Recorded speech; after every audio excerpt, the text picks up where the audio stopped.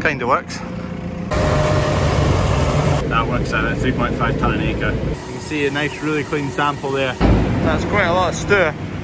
Got a wee party of cows following me this morning. Morning Holly! What a beast! Big breakdown. There's a drill working there.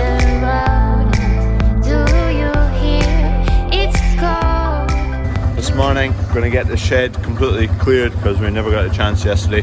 Didn't think we'd actually be combining. So still quite a bit to brush and clear out. Bottom shed needs cleared out for this once it's dry to go into. Going to go nip round the animals and then we'll get into drying all the barley. That was the last night, the wee bit left over last night. There was about 9-10 tonne in there. So that's everything home now. Dad's just started the dryer, it's filling up. Just out in the sunflowers, seeing how that spray's gone.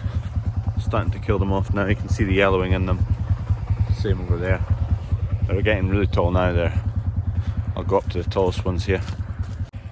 These are some of the tallest ones now, so up to here on me. So that's probably 4 foot now. Sea of green. If anyone is interested in running the maze from, it's going to be roughly end of August, start of September time for 3 or 4 weeks, about that, weather dependent, then get in contact with Globeburn Farm Shop on Facebook or on Instagram, and based in Perthshire, just outside Perth on the west side. Get in contact there if you're interested. One batch is in drying, there's plenty there to fill the next batch. Just going to clear this corner here for where it's going to come out the spout. So put it through, it won't take much drying at all. It's only kind of got 1% to go, 1.5% to come down, and it's fairly clean, so it won't take long. Come on!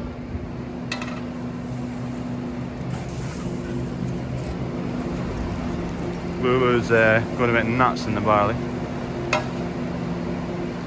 Kev's getting this trailer out. That trailer's fine where it is, and then we'll start sweeping up this area. Actually, we might move that one as well. Kev lost a headlight yesterday, it just fell out his tractor in the field. So I don't know if he found it or not, but you'll see on the front of his tractor that there's a gap there. There's meant to be 2 lights there and it just fell out. Just putting the brush on here. There's the brush there, it's a hydraulically driven brush.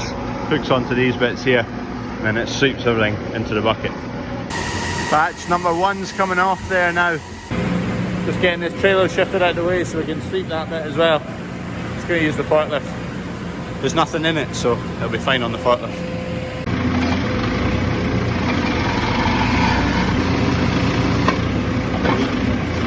Wait a more. Oh, an inch. Leave it. That'll do. Up. Right up. That's it. Out the road now, so we can get all this bit over here cleared as well. You can see how it works there. So the brush it all up into the bucket. It's on its last legs there. One, the knife on the bucket needs replaced. And the brushes are getting really small, they need done in the winter as well, so it does the job, but it's not optimal. We'll get all those two changed, it'll make a big difference for next year. That's quite a lot of stew. Second batch is on. You can see it's taken from there. Obviously the brush is on the forklift, so we've not been able to fill this up again. That'll be fine. By the time we get that finished, we'll get that filled up again. This frame now needs painted.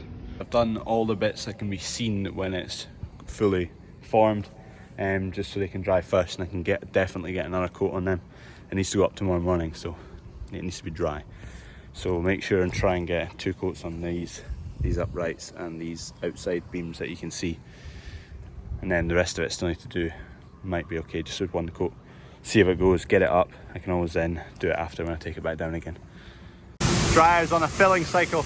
So you can see these wee windows, you can see it's up to that level, it's got all the way up to the top to go. If you look closely you can see the grain falling down. So I just worked out how much we've combined from the values we got from the weighbridge, and we got 204 tonne.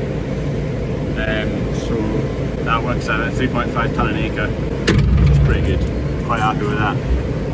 And it was a barley field after another barley field, which tends to yield less. With it being sunny again today and the rain coming soon, Kev's headed along the road to where we were combining yesterday to bale the end rigs, anything that's been run on by a tractor or a combine, just because that's all compacted and it'll take ages to dry out. So we'll bale all that, won't take too long. That's the frame all painted now. That exterior bits have got 2 coats, but it's not the quickest drying stuff, so I'm just going to leave it all at that. Need to put it up tomorrow. Made sure to put a wee bit extra paint on all the welds. If you know why I did that, you're a true agri welder. Dunk's just sorting out the yard, tidying it all up. All the stuff the shed guys were using, pallets and all that, clearing them all up, getting rid of any rubbish. Yesterday's question of the day, this one, the easy one, it's a fuse. What amp is this? 5 amp fuse. So this is to protect a circuit. Fuses are used, they're a thin piece of wire rated to a certain amperage, and at that amperage it will blow, and it'll blow before anything in the circuit does, and these are really cheap to replace.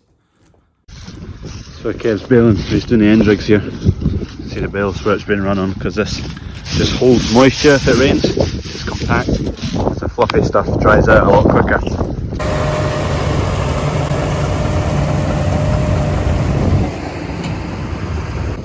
So there's 20 acres of this field that's been sold to another farmer not far from here, so if you see in the distance, it's Massey's over there, Massey Ferguson, he's baling these long rounds, and the rest of it's ours.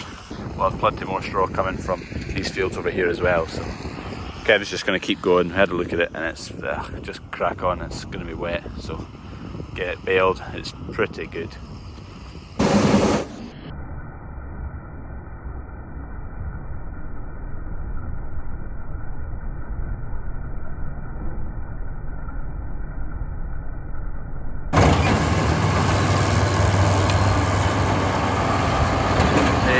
Bale of straw.